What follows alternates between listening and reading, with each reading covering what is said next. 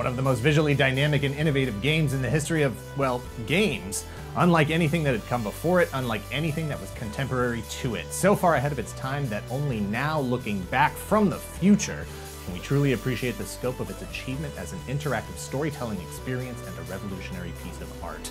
Hi, I'm Dan Larson, and this is the history of Dragon's Lair.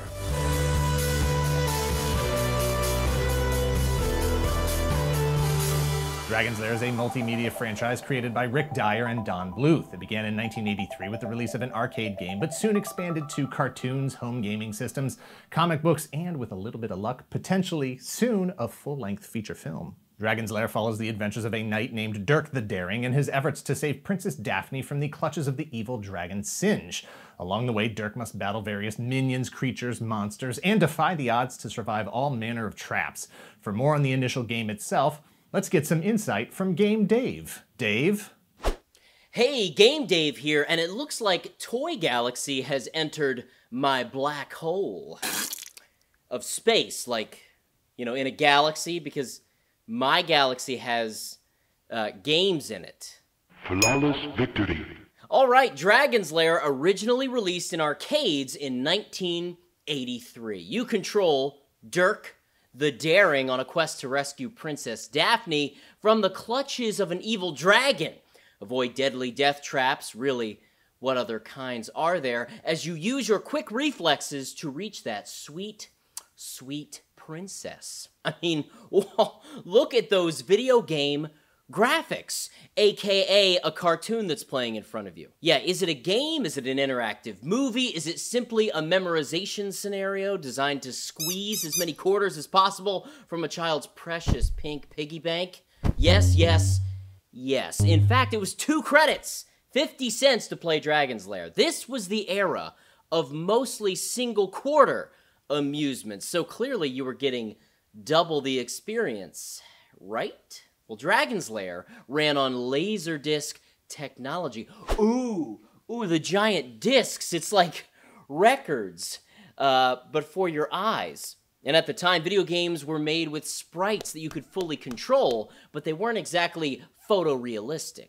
The Laserdisc allowed the high-quality animation to be loaded on screen, which looked amazing.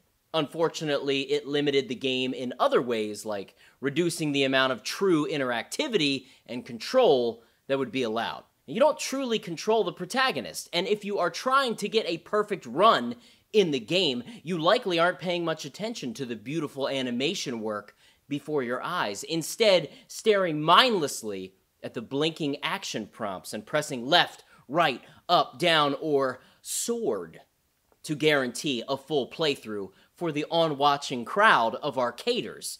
It's the ultimate retro quick-time event game. Unfortunately, it's beautiful to take in, but disappointing in control and interactivity. Much like Dan. Thanks, Dave. Like the relationship between Toy Galaxy and Game Dave, Dragon's Lair was a result of a partnership between 2 creators at the top of their talents. On one side, gaming hardware inventor Rick Dyer, and on the other, animation master Don Bluth. Here's some money. Go see a Star War. Rick Dyer had been working on a way to create an interactive computer gaming system that allowed the player to take an active role in the outcome of the story. Having been inspired by the text-based computer game Adventure, Rick developed his own mythology around a Lord of the Rings-type world called the Secrets of the Lost Woods. He developed a device called the Fantasy Machine, which consisted of a reel-to-reel type of presentation with various 2D illustrations depicting parts of the story. Input from the reader or player would tell the computer which image to display. It was paired with an audio system that would help tell the story, but the device was far too complicated for toy manufacturers to reproduce at a reasonable price. This was Dyer's first computerized interactive game. It used cash register paper, a good omen of things to come. The computer would, kind of like a player piano, it would roll the paper forward at a high speed and then stop, and you'd see a picture and some writing, and it would give you a list of choices. From that, he developed a computerized film strip game, then added sound. It all led to Dragon's Lair that, even with a technical blackout flaw, revolutionized the young industry. Rick switched to Laserdisc as the preferred format after seeing Astron built, a Sega game, during the 1982 Amusement and Music Operators Association show. Astron Belt was essentially a sprite-based game overlaid on top of a live-action Laserdisc background. It was a brilliant concept with unique visuals, but still had some unrealized potential, just like Game Dave. It's just a joke, Dan, relax. It's just a joke. It's a joke. Rick's failure with the toy companies convinced him that there was another element missing from his gaming concept. It wasn't until he saw the movie Secret of NIMH, also in 1982, that the path became clear. He needed dynamic visuals. He needed a story that looked and felt like a big-budget Hollywood animated feature. He wanted that same big-screen magic and excitement. He wanted Don Bluth. We were trying to find a way to push the entertainment from little dots and squiggles of the Pong and Pac-Man. Which is where we were at back in those days, yeah. And my wife and I went to see a film called The Secret of NIMH, and I was just blown away. Yeah. And I literally pointed to the screen, I said, that's who I want to animate Dragon's Lair. Lucky for him, Don Bluth was available in 1979 after having worked for Walt Disney on films like Sleeping Beauty, Sword in the Stone, Robin Hood, and The Rescuers. He and several other animators from Disney started a new studio called Don Bluth Productions. Take a look at Banner, Michael! They released a short film called Banjo the Woodpile Cat that same year and followed it up with visual effects in the movie Xanadu in 1980. And then, of course, in 1982, their first feature, The Secret of NIMH. And then all the animators in the country went on strike to oppose the outsourcing of work to international animation studios as a cost-cutting measure. Serendipity brought them together, and so Don and Rick began working on a project that neither one really understood 100%. Rick understood the technical aspect of how he wanted the game to play. Don understood the storytelling aspect and how the animation should look. The more they worked together, the more they understood the function and language of each other's world. The more they were able to benefit from each other's strengths. You have to give the illusion that the game player is in control, when indeed he may not be. But you must give that illusion. I thought, wow, that's right up our alley. That's movie making. Give the illusion, present a moment to him in which he must react, a moment of danger, and then get him to react to that moment at the right moment. Then you'll see another scene in which he is saved from that. I thought, well, that's very interesting. How can I design a game which will present enough of those moments in short little periods of time to where the game becomes exciting and gets him keyed up? And that was the challenge of designing the game. It took 7 months to produce Dragon's Lair from concept to completion with a budget of just $1.3 million. But the convergence of Rick Dyer and Don Bluth's vision would produce a game that would do $30 million in just 40 days.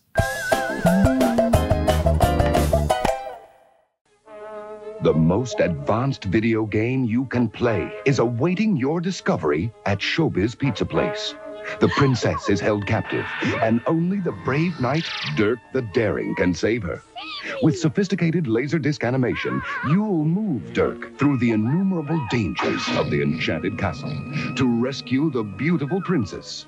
Dragon's Lair, the supreme adventure in video games, brand new at Showbiz Pizza Place. Can't have a pop culture phenomenon in the 80s without a Saturday morning cartoon. Ruby Spears produced 13 half-hour episodes within the same mythology from the arcade game, but with more time to grow the world. Dirk and Daphne return for the good guys. Singe and several of the minions are back for the bad guys, as is the general feel of the world of Dragon's Lair, if not quite as fluid, lush, and beautiful. The cartoon adds King Ethelred, Dirk's horse Bertram, his squire Timothy, and Sir Hubert Blunt, a rival for Daphne's hand. Interactivity was such an integral part of the game that the cartoon frequently leaves Dirk in cliffhanger situations heading into commercial breaks, situations that ask the viewer to decide what they would do if it were up to them. When the show comes back from commercial break, the viewer gets to see what would have happened if they had made the wrong choice, and what choice Dirk ultimately makes, allowing the show to advance. With giddy goons advancing from one direction, and with mudmen coming from the other, what would you do?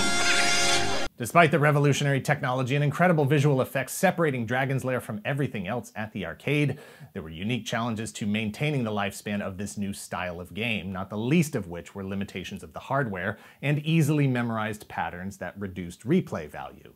Within 1 year, many arcade owners called Dragon's Lair a failure, a completely new game called Space Ace, built by the same production team on the same technology and literally a reskinned cabinet, couldn't save the perception of a suddenly dead gaming concept. Dragon's Lair would be kept alive through successive home releases to various home computer formats in 1984, 1986, 87, 89, 90, and 91, the 1991 release coinciding with the first official sequel, Dragon's Lair 2, Time Warp.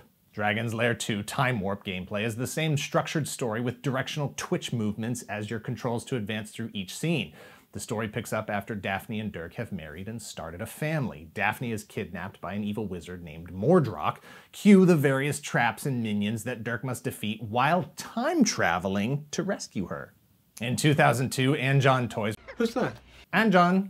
This is Anyang, who your father and I have adopted. Released a series of action figures as a licensed tie-in to the Dragon's Lair 3D reinvention of the series. Dragon's Lair 3D shifted the gameplay to a more traditional character-following, puzzle-solving platform jumper. The 6-inch action figure line had basic articulation and featured the core characters Dirk the Daring, Princess Daphne, the evil wizard Mordrock, and Singe the Dragon. Each one came with accessories to help realize the world of Dragon's Lair, from weapons to keys to potions to the signature eyeball tentacle creatures. I was going to try to do a hand gesture for that, but I don't know where to go with it. Nostalgia for Dragon's Lair was building and reached a peak in 2003, just in time for the 20th anniversary of the original release.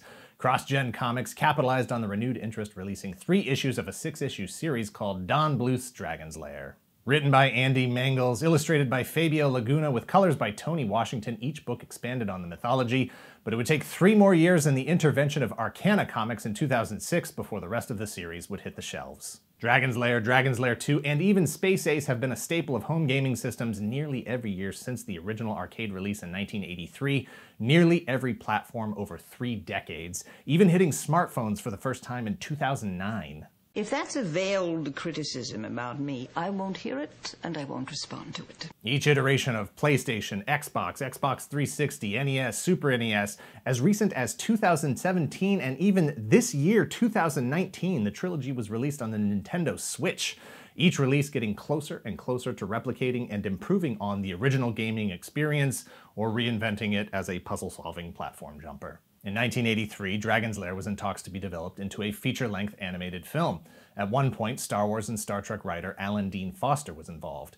Images from that production can be found online, but a finished project never materialized. For over 30 years, while producing many other successful animated features, Don Bluth held on to the hope that somehow, someday, Dragon's Lair would make it to theaters. He wanted to tell the story of Dirk the Daring untethered from the repetitive and frequently frustrating game-related barriers. In October of 2015, Don Bluth and Gary Goldman launched a Kickstarter campaign to crowdfund an initial production budget of $550,000. That money would be used to produce a short 10-minute proof-of-concept pitch animation to show studios and investors in an attempt to raise the rest of the budget, which could run anywhere from $50 million to $250 million. I had to correct it on the fly so I didn't screw it up. Halfway through the campaign, they canceled it and moved it to Indiegogo. As of January of 2016, over $700,000 had been raised, more than enough to get a comprehensive pitch reel into the hands of prospective investors. But first, it was going to take some time to produce, and that is where Dirk the Daring currently finds himself. As of November 2019, Dirk, Daphne, Singe, and the rest of the team are all trapped in legal limbo. Tied up in pre-production slog, a slow and cumbersome grind toward the cinema, currently listed on IMDb with a potential 2020 release, although no specific date is listed, nor a cast, nor anything else. Excuse me. Excuse me. In 1983, Dragon's Lair was the biggest, most important, best-selling, most influential arcade game in existence. It is credited as helping the entire arcade industry survive the crash of the market that same year due to an increase in home computers and market oversaturation. Beyond its technical innovation that blurred the lines between animated movie and video game, it was a brief glimpse into the future of gaming, a mind-expanding example of how a player can not only play a game, but experience it. Thanks for watching. Please hit like, hit subscribe if you're not already a subscriber. Thank you very much to those of you who already are. If you're in the position to help the channel grow, please visit our Patreon at patreon.com/toygalaxy. Big time thank you to Game Dave for pitching in on this video. Please make sure you head over to his channel, check out his video, give him a subscribe, link in the description down below. Please share this video and let us know in the comments down below what your favorite game is that has never had a feature film. Where's my Just Cause movie? Soul Calibur? Armored Core? Those 3 titles alone are like 8 years of my life.